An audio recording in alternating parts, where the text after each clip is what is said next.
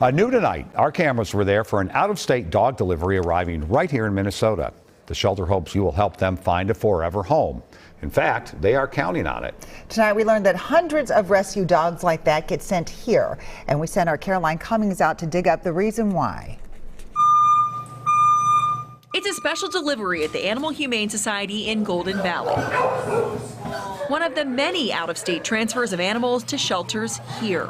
I talk all the time on how lucky we are to be an animal welfare group in Minnesota. Dr. Graham Brayshaw says it's simply supply and demand. There are more dogs than families to care for them in places like the South, but there are more people who want to adopt dogs here than there are dogs available. If we are able to work with those shelters that have to euthanize for space and have a shelter like ours that don't get as many dogs in locally as we are able to adopt to the community, that's a perfect match. The Animal Humane Society here in Minnesota says it's fielded more than double the normal amount of requests from out-of-state shelters to transfer pets here. Nurse them back to health and now they're happy bags. At Secondhand Hounds in Minnetonka, it's the same story. We get calls, inquiries from shelters all the time. It's definitely been bumped up since COVID. This weekend, they'll go to Kentucky to pick up more pups. We have this amazing situation where the demand is actually bigger than the supply in a lot of cases, and so we are in this good position to be able to say yes to those southern shelters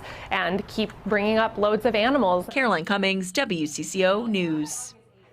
Shelters say a good way to ease crowding without as much commitment is fostering a dog for a bit.